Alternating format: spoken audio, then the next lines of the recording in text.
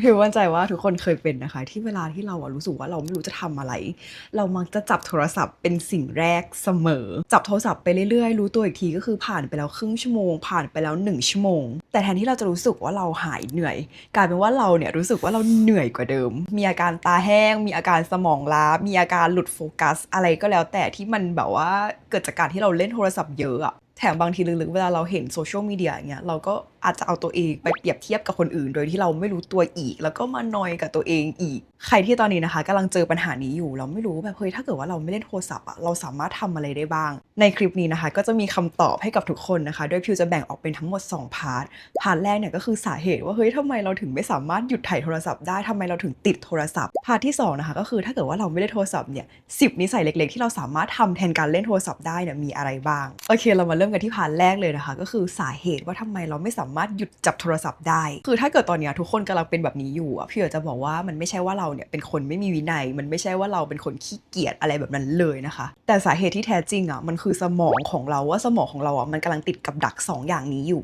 สาเหตุแรกนะคะก็คือสมองของเราเนี่ยกำลังติดกับความสุขสำเร็จรูปคือทุกคนรู้ป่ะว่าทุกครั้งที่เราใช้นิ้วเราเนี่ยถ่ายฟีด1ครั้งมันเหมือนสมองเราได้รับความสุขแบบทันทีเหมือนแบบโดพามีนฮิตซึ่งความสุขอันเนี้ยมันคือความสุขระยะสั้นที่เราได้แบบทีตลอดเวลาทุกครั้งที่นิ้วเราเนี่ยถ่ายบนหน้าจอมันเหมือนการที่เรากินขนมหวานคำเล็กๆคำหนึ่งเราก็รู้สึกว่าเฮ้ยมันไม่สามารถหยุดได้แบบอยากจะกินต่ออยากจะกินต่อไปเรื่อยๆแบบนั้นเวลาเราเจอคลิปที่เราชอบเราก็รู้สึกว่าเฮ้ยไหนลองเลื่อนต่ออีกนิดดูซิเผื่อจะไปเจอคลิปที่เราชอบอีกแล้วถ้าเกิดว่าเราทำอย่างเงี้ยไปเรื่อยๆเรื่อยๆเรื่อยๆเป็นระยะเวลาแบบนานมากๆมันก็จะสามารถทำให้เกิดอาการที่เรียกว่าโดพามีนเบิร์นเอาท์ได้ผลนะคะก็คือทำให้เราเนี่ยโฟกัสอะไรได้ไม่ค่อยนานแบบว่ามีสมาธิที่สั้นลงแล้วก็รู้สึกเหนื่อยโดยที่บางครั้งเรายังไม่ได้ทำอะไรเลยสาเหตุที่2นะคะก็คือเราใช้วิธีหักดิบซึ่งวิธีเนี้ยมันไม่สามารถได้ผลกับสมองของเราทุกคนพอเรานึกได้แล้วว่าเฮ้ยเรากำลังติดโทรศัพท์อยู่นะอาการแรกสิ่งแรกที่เราจะทำเนี่ยเราจะรู้สึกว่าเฮ้ยเราต้องแบบ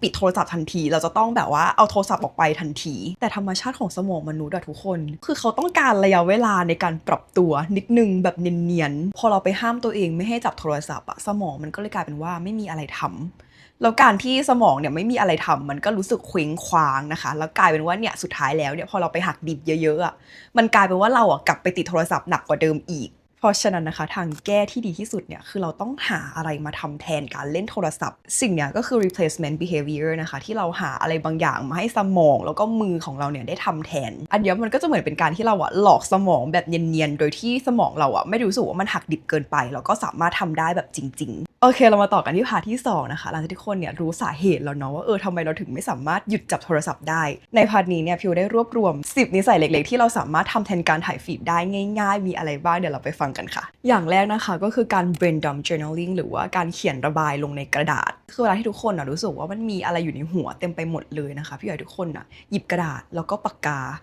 แล้วก็เขียนสิ่งที่อยู่ในหัวเราออกมาให้หมดเลย5นาทีก็ได้10นาทีก็ได้นะคะแล้วก็ไม่ต้องทำให้มันสวยงามก็คือไม่ต้องตกแต่งคำไม่ต้องทำให้มันแบบว่าดูปราณีตคือคิดอะไรก็คือเขียนออกมาให้หมดได้เลยเพราะว่าการที่เราจับกระดาษจับปากกาแล้วก็ลงมือเขียนแบบจริงๆมันทำให้สมองเราระบายความเครียดออกมาได้ดีกว่าการที่เราแค่พิมพ์โน้ตในโทรศัพท์เยอะมากๆอย่างที่2นะคะก็คือ analog reading หรือว่าการอ่านหนังสือแบบเล่มจริงๆทุกคนอาจจะลองตั้งเป้าหมายเล็กๆนะคะว่าวันนี้เราจะอ่านหนังสือประมาณ10หน้าหรือว่า10นาทีหรือว่า15นาทีอะไรเงี้ยคืออย่าทำให้มันแบบว่ายากเกินคือทุกคนรู้ป่ะว่าทำไมมันต้องเป็นหนังสือที่เป็นเล่มแบบจริงๆเพราะว่าการที่เราสัมผัสกระดาษการที่เราได้กลิ่นหนังสือการที่เราได้จับหนังสือจริงๆมันจะช่วยดึงระบบประสาทของเราจากตอนแรกที่เราโฟกัสกับโลกดิจิทัลโฟกัสกับโลกออนไลน์กลับมาที่โลกปัจจุบันของเรานะคะในชีวิตจริงของเราและที่สำคัญที่สุดเลยก็คือการที่เราจดจ่อกับการอ่านอะไรที่มันยาวๆจะทำให้เรากลับมามีสมาธิแล้วก็สามารถจดจ่อกับอะไรได้นานขึ้นอย่างที่3นะคะก็คือ micro decluttering หรือว่าการเคลียร์พื้นที่ในห้องของเราคืออันเนี้ยมันจะเป็นอะไรก็ได้เลยนะคะไม่ว่าจะเป็นการจัดโต๊ะของเราจัดเตียงพับเตียงหรือว่าเคลียร์ขยะในกระเป๋าของเราอย่างเงี้ยก็คือสามารถทำได้หมดเลยเราทุกคนรู้ป่ะว่าการที่เราเนี่ยมองเห็นสภาพแวดล้อมที่มันดูเป็นระเบียบมันจะทำให้เรารู้สึกว่าเราสามารถควบคุมชีวิตของเราได้มันเป็นเหมือนแบบ sense of control ที่มันกลับมาและที่สำคัญที่ทุกคนจะต้องรู้สึกแน่นอนเลยเนี่ยก็คือความฟินนะคะคือพี่รู้สึกว่าเวลาที่พี่เห็นห้องพี่แบบสะอาดสะอ้านกระเป๋าพี่ไม่มีขยะคือพี่รู้สึกว่าแบบเฮ้ยแบบมันดีมากมันรู้สึกว่าทุกอย่างมันเรียบร้อยมันแบบมีความสุขอย่างที่ ที่4นะคะก็คือ slow morning หรือว่าการเริ่มต้นวันแบบช้าๆคือในช่วงเวลาตอนเช้าเนี่ยพิวจะชอบชงมัทฉะนะคะก็คือแบบไม่ต้องรีบอะไรมากใครที่ไม่ทันมัทฉะก็เป็นการชงกาแฟก็ได้นะคะอันเนี้ยก็ถือว่าเป็นกิจกรรมยามเช้าที่เราสามารถทำแบบช้าๆได้โดยที่เราไม่ต้องรีบแล้วมันก็ใช้เวลาไม่ได้นานมากแล้วพอเราทำเสร็จแล้วเราก็ยังได้ริมรสชาติความอร่อยของสิ่งที่เราทำด้วยทุกคนนึกออกปะใครที่ชอบทานมัทฉะหรือชอบทานกาแฟพิวอยากแนะนำให้ทุกคนลองเอามาทำเองที่บ้านตอนเช้ามากๆแล้วทุกคนจะรู้เลยว่าแบบโอ้โหตอนเช้าเนี่ยมันเป็นอะไรที่มีความสุขมากๆนะคะต่อมาข้อ5นะคะก็คือ outdoor walk หรือว่าการออกไปเดินในธรรมชาติคือถ้าเกิดตอนเนี้ยทุกคนทำงานที่ออฟฟิศนะคะแล้วแบบว่ามีช่วงเวลาพักเบรกอย่างเงี้ยทุกคนก็อาจจะไปเดินเล่นที่สวนหรือว่าออกไปเดินเล่นข้างนอกก็ได้นะคะอาจจะเดินไปซื้อขนมอาจจะเดินไปซื้อข้าวคือเหมือนให้ตัวเองได้เดินออกไปข้างนอกไปรับแสงแดดไปมองท้องฟ้าอะไรอย่างเงี้ยมองอะไรก็ได้มองไปไ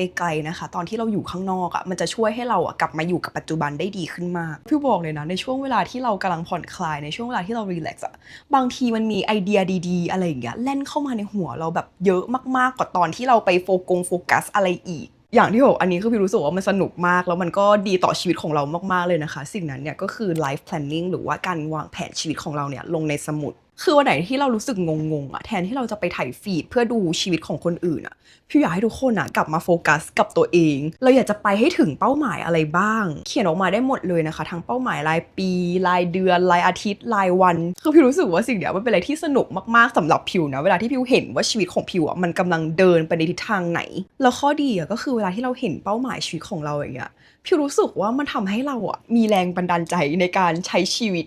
มากๆคือมันทำให้พิวรู้สึกว่าโอ้โหพิวอยากจะเข้าใกล้เป้าหมายนั้นจังเลยพิวอยากจะไปให้ถึงจุดนั้นจังเลยต่อมาอย่างที่7นะคะก็คือการมี self care ritual หรือว่าการมีรูทีนดูแลตัวเองคือในช่วงเวลาตอนเย็นหรือช่วงก่อนนอนอย่างเงี้ยพิวรู้สึกว่ามันเป็นอะไรที่ดีมากๆที่เราจะกลับมาดูแลตัวเองคือ self care routine ตรงเนี้ยพิวรู้สึกว่ามันไม่จำเป็นจะต้องยากหรือว่ายิ่งใหญ่อะไรเลยคือบางทีมันอาจจะเป็นแค่การมาร์คหน้าก่อนนอนหรือว่าการที่เราแค่ทาสกินแคร์แบบช้าๆไม่ต้องรีบดื่มด่ำกับตัวเองอยู่ในห้องน้ำอยู่หน้าโต๊ะเครื่องแป้งอย่างเงี้ยพี่รู้สึกว่าก็คือโอเคแล้วอันเนี้ยมันก็เหมือนเป็น micro transition นะคะที่บอกกับสมองของเราว่าเฮ้ยตอนเนี้ยมันถึงเวลาพักผ่อนแล้วนะมันถึงเวลาที่เราจะต้องนอนแล้วนะแล้วการที่เรามีรูทีนดูแลตัวเองในห้องน้ำแบบนานมากๆเป็นชั่วโมง2ชั่วโมงทุกคนเนี่ยมันก็คือช่วงเวลาที่เราไม่ต้องไปจับโทรศัพท์นึกออกปะคือทุกคนจะเปิดเพลงเปิดอะไรก็ได้แต่ว่าคือเราไม่จับโทรศัพท์พี่รู้สึกว่าก็คือโอเคแล้วต่อมาข้อ8นะคะก็คือ handmade craft หรือว่างานฝีมืออะไรก็ได้ที่เราสามารถทำเองได้อันเนี้ยคือเป็นข้อที่พิวมานั่งคิดกับตัวเองนะคะว่าตอนเด็กคือพิวทำอะไรแทนการเล่นโทรศัพท์แล้วมันทำให้พิวมีความสุขมากๆในตอนเด็กซึ่งสิ่งนั้นมันก็คือการที่พิวทำอะไรบางอย่างที่มันเป็นแฮนด์เมดที่มันเป็นงานแบบ DIY คือมันอาจจะไม่ใช่แฮนด์เมดทุกอย่างแต่มันเป็นเหมือนแบบกิจกรรมที่เราต้องใช้สมาธิแล้วเราก็ต้องใช้การลงมือทำอะไรบางอย่างยกตัวอย่างง่ายๆนะคะสิ่งที่พิวชอบทำก็คือการระบายสีคือบางคนอาจจะชอบวาดรูปอะไรเงี้ยแต่พิววาดรูปไม่ค่อยเป็นพิวรู้สึกว่าระบายสีเนี่ยคือพอได้การถักผ้าพันคอถักโครเชต์ถักหมวกหรือว่าการร้อยพวงมาลัยพิวรู้สึกว่าพิวคิดถึงกิจกรรมพวกนี้มากเลยที่พิวเคยทำตอนเด็กๆเพราะตอนนั้นพิวรู้สึกว่าพิวมีความสุขมากทุกคนแล้วพิวไม่จำเป็นต้องพึ่งความสุขจากโทรศัพท์เลยคือนอกจากมันจะช่วยให้เรามีสมาธิแล้วใช่ปะพิวรู้สึกว่าอีกอย่างหนึ่งมันก็คือการที่เราได้ผลงานน่ารักได้ชิ้นงานน่ารักให้ตัวเองดูด้วยหรือว่าถ้าเกิดว่าเราทำเสร็จแล้วเราอาจจะไม่ได้ให้ตัวเองแต่ว่าเราเอาไปให้คนอื่นพิวก็รู้สึกว่ามันเป็นอะไรที่น่ารักมากๆนะทุกคนต่อมาอย่างที่9นะคะก็คือ music and sports คืออันเนี้ยมันเป็นการที่เราเล่นกีฬาหรือว่าการที่เราเล่นดนตรีนะคะคือพิวรู้สึกว่า2อย่างเนี้ยมันเป็นกิจกรรมยอดฮิตมากตอนที่พิวเด็กๆแต่พิวไม่รู้ว่าทุกคนเป็นไหมเพราะว่าพิวโตมาแล้วกลายเป็นว่าพิวห่างหายจาก2สิ่งเนี้ยไปนานมากจนเพิ่งจะเมื่อปีที่แล้วที่พิวได้กลับมาเล่นกีฬาอีกครั้งที่พิวได้กลับมาเล่นดนตรีอีกครั้งแล้วพิวรู้สึกว่ามันดีมากๆที่พิวแบบมานั่งงงกับตัวเองว่าก่อนหน้านี้คือพิวไปทำอะไรมาคือพิวเล่นแต่โทรศัพท์จนพิวไม่ได้มีกิจกรรมอะไรในชีวิตเลยหรอแล้วตั้งแต่ที่พิวไปเล่นกีฬาใช่ป่ะพิวรู้สึกว่าสมองพิวเนี่ยสุขภาพพิวเนี่ยมันดีขึ้นมากๆคือสำหรับพิวการเล่นกีฬาไม่ว่าจะเป็นโยคะไม่ว่าจะเป็นเทนนิสไม่ว่าจะเป็นพาเดลไม่ว่าจะเป็นปิงปองไม่ว่าจะเป็นว่ายน้ำไม่ว่าจะเป็นกีฬาอะไรก็แล้วแต่พิวรู้สึกว่ามันทำให้เราเหมือนแบบว่าได้ปลดปล่อยพลังงานลบๆออกไปจากร่างกายคือทุกคนรู้ป่ะว่าฮอร์โมนคอร์ติซอลหรือว่าฮอร์โมนความเครียดมันไม่สามารถออกจากร่างกายเราได้ถ้าเราไม่ปลดปล่อยมันออกมา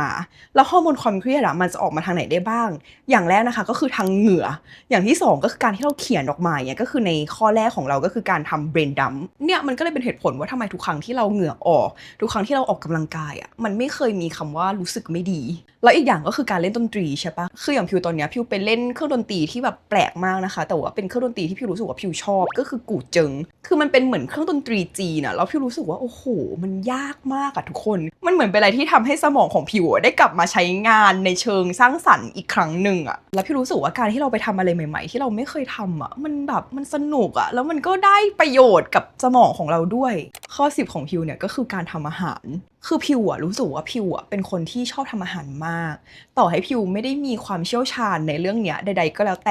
ต่คือตอนที่พิวไปแลกเปลี่ยนอะทุกคนคือตอนนั้นอะพิวไม่มีทางเลือกค่ะพิวก็ไม่สามารถกินข้าวข้างนอกบ้านทุกวันได้เพราะว่ามันแพงแบบมากๆตอนนั้นนะก็เลยเป็นช่วงเวลาในชีวิตที่พิวอะทำอาหารทานเองแบบเยอะมากๆนะคะแล้วตอนนั้นพิวรู้สึกว่าโหมันสนุกมากเลยอะเพราะพิวรู้สึกว่าพิวไม่รู้เรื่องอะไรเลยเครื่องปรุงยังไงพิวก็ไม่รู้อาหารทำยังไงพิวก็ไม่รู้แล้วพิวรู้สึกว่าช่วงเวลาที่พิวไปแลกเปลี่ยนอะทุกคนคือน้ำหนักพิวลงเยอะมากเพียงเพราะว่าพิวอะทำอาหารทานเองแล้วอันเนี้ยพิวรู้สึกว่ามันเป็นเหมือนข้อดีอีกหนึ่งอย่างของการที่เราอะทำอาหารเองคือนอกจากเราจะได้สติกลับมาแล้วอะสุขภาพของเราอะทุกคนเราก็ได้กลับมาด้วยเพราะว่าการที่เราทำอาหารทานเองวัตถุดิบที่เราใช้เราจะทานอะไรเราจะไม่ทานอะไรน้ำมันแบบไหนที่เราเลือกใช้น้ำมันแบบไหนที่เราไม่เลือกใช้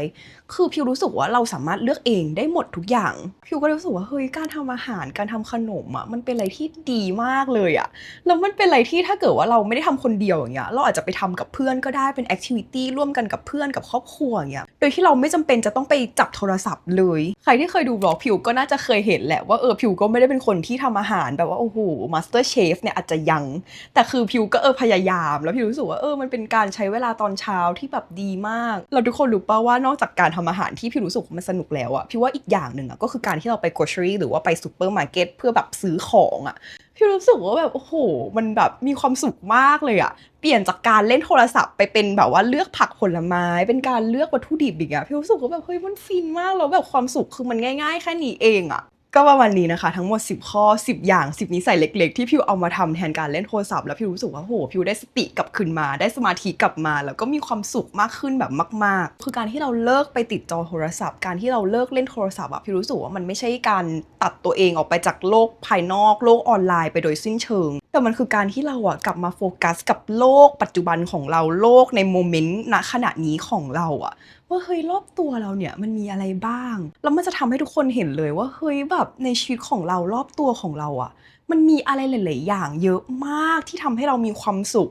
แต่แค่ก่อนหน้านี้เราอาจจะเผลอมองข้ามมันไปหรือว่าไม่ทันได้สังเกตเห็นมันทำให้เราได้กลับมามี quality time กับตัวเองมามี quality time กับคนที่เรารักกับครอบครัวกับเพื่อนกับคนรักของเราอย่างเงี้ยเราทุกอย่างที่พิวพูดไปอะคือมันไม่จำเป็นจะต้องใช้โทรศัพท์หรือว่าต้องใช้เงินเยอะแยะอะไรมากเลยแต่ว่าประโยชน์ที่ทุกคนได้จากการที่ทุกคนทำสิ่งเหล่านี้คือพิวรู้สึกว่ามันเยอะมากๆแบบประเมินค่าไม่ได้อะก่อนจบคลิปนี้นะคะการบ้าน3ข้อของเราวันนี้พี่บอกเลยว่าการบ้านวันนี้เนี่ยง่ายมากนะคะข้อแรกเลยเนี่ยก็คือ no phone morning ก็คือตื่นมาแล้วเนี่ยพิวอยากให้ทุกคนอะลองไม่จับโทรศัพท์30นาทีนะคะแล้วก็ลองเอานิสัยเล็กๆที่พิวแชร์กับทุกคนอย่างเงี้ยไม่ว่าจะเป็นการชงชาชงกาแฟชงมัทฉะอย่างเงี้ยเอาไปลองทำตอนเช้าดูหรือว่าอาจจะเป็นการทำอาหารง่ายๆพูดคุยกับคนที่เรารักอย่างเงี้ยก็ได้เหมือนกันอย่างที่2นะคะก็คือการวางโทรศัพท์ไว้อีกห้องหนึ่งเพราะว่าพิวรู้สึกว่าการที่เรามองไม่เห็นอะมันทำให้เราไม่นึกถึงมันแล้วก็ไปจับมันบ่อยโอกาสที่เราจะหยิบโทรศัพท์อ่ะมันก็จะลดลงไปโดยปริยายต่อมาข้อที่3ข้อสุดท้ายนะคะพี่อยากทุกคนแชร์กับพิวหน่อยว่าเฮ้ยแบบมันมีกิจกรรมอะไรในชีวิตทุกคนบ้างที่ทุกคนทำแล้วทุกคนรู้สึกว่าเฮ้ยมันดี